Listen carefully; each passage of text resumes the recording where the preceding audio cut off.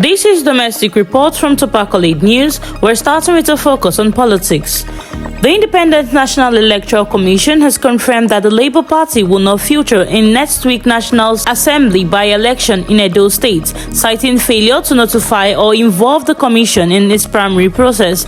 INEC Edo Rec Professor Onobum Onoha stated that only 9 parties met the requirement to contest for the vacant Edo Central Senatorial and Ovia Federal Constituency seats, following the emergence of Monday Okpebolo and Dennis Idahosa as governor and deputy governor. Despite earlier claims of nominating a candidate, the Labour Party was disqualified for non-compliance. Still in politics, in response to nationwide protests by pensioners under the Contributory Pension Scheme, President Bola Tinubu has directed the National Pension Commission to implement long-overdue pension increase, introduce a minimum pension guarantee, and expedite the rollout of free health care access for low-income retirees.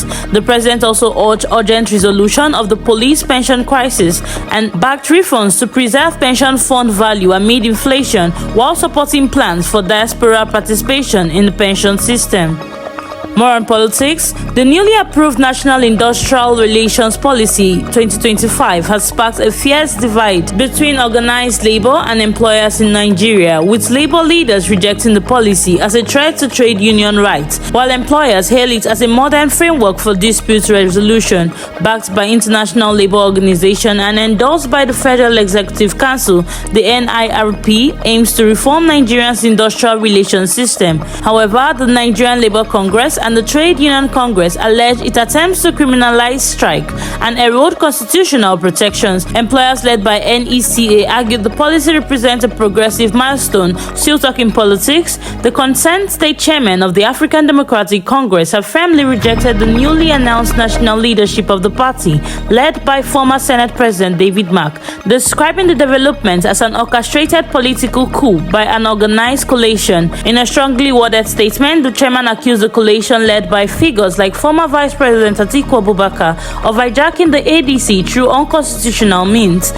Subversion of the ADC platform by a group we describe as a civilian junta, a self-styled cabal attempting to seize control outside the bound of legal and democratic process.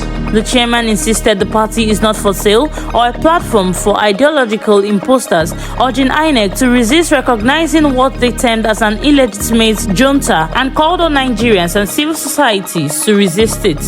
Now, in international relations, the Ministry of Foreign Affairs has confirmed that the United States has yet to reverse its recent visa restriction on certain Nigerian citizens, despite ongoing diplomatic efforts by the federal government. Ministry spokesperson Kimibe Ibenfa said the engagements with U.S. officials are continuing, but no policy change has occurred so far. The restriction introduced earlier this year limited the validity of B1 and B2 F and J category visas to just 3 months and single entry. Nigeria had protested the move, calling it a disproportionate and inequitable response that could disrupt legitimate travel and weaken long-standing educational and cultural ties. The federal government warned the decision could adversely affect students, professionals, and families, and urged the U.S. to reconsider the policy in the spirit of mutual respect and bilateral cooperation.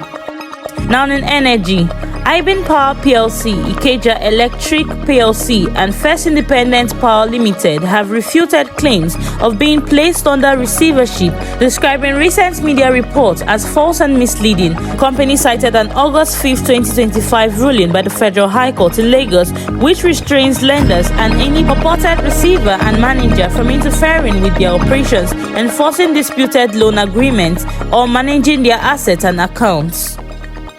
Now in crime, the Economic and Financial Crimes Commission has raised concerns about the rising incidence of money laundering in Nigeria's real estate sector, blaming estate developers for aiding the trend through inadequate vetting of investors. Speaking in Abuja, EFCC Chairman Ola Olukoyede urged developers to conduct thorough checks, warning that failure to verify the source of funds using property transaction could result in asset forfeiture. He stressed that compliance with regulations is essential, aiding that the EFCC is not out to destroy businesses, but to support those who operate within the law. That is the domestic news update for now on Accolade News. Do stay with us for more domestic updates and development. I am Blessing Bassi.